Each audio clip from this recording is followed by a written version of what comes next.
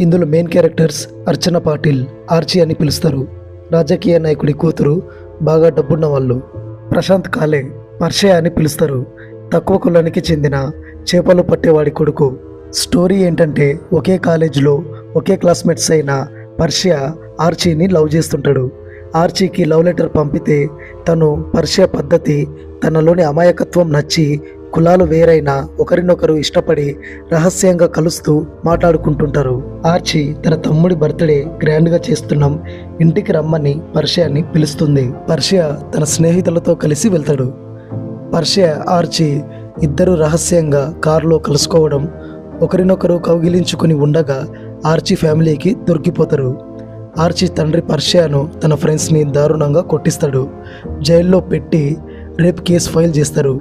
అది తెలిసి ఆర్చీ police station మొత్తం అరుస్తూ గందరగోళం చేస్తుంది. తర్వాత పర్షియాను వాళ్ళ ఫ్రెండ్స్ని తన ముందు విడిపించి దారిలో పర్షియాను తన ఫ్రెండ్స్ని పొలాల మధ్య కొడుతుంటారు. కారులో వెళ్తున్న ఆర్చీ చూసి కార్ దిగి వాళ్ళ వద్దకి వెళ్తుంది ఆపడానికి.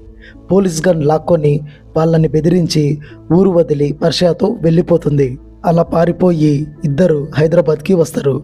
డబ్బులు లేకపోవడం, భాష తెలియకపోవడం, చిన్న రేకుల షెడ్డులో ఉండటం, ఇలా అసలు కష్టాలు మొదలవుతాయి.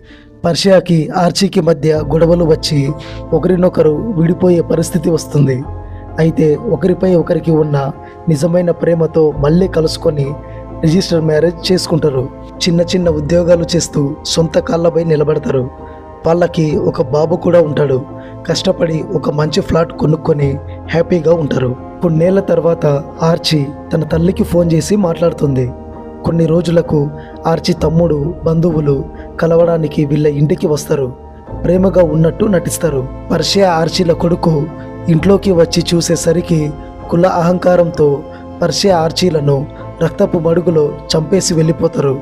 ఆ బాబు ఏడుస్తూ రక్తపు అడుగులతో బయటకు రావడంతో సినిమా ఎండవుతుంది. అన్ని సినిమాలో లాగా పారిపోయిన తర్వాత జీవితం కలల ప్రపంచంలా ఉండదని, సమాజంలోని కుల వ్యవస్థ ఎంత దారుణంగా ఉంటుందో డైరెక్టర్ నాగరాజ్ మంజులే కళ్ళకు కట్టినట్టు చూపించాడు ఈ సినిమాతో.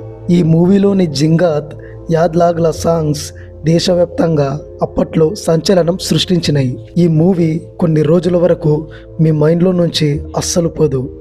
ఇప్పటికీ ఈ సమాజంలో కులం పేరుతో ఎన్నో హత్యలు జరుగుతూనే ఉన్నాయి. గుండెల్ని పిండేసే అందమైన ప్రేమ కథ చూడాలంటే సైరట్ మూవీని చూడండి. ఇది జీ5లో స్ట్రీమింగ్ అవుతుంది.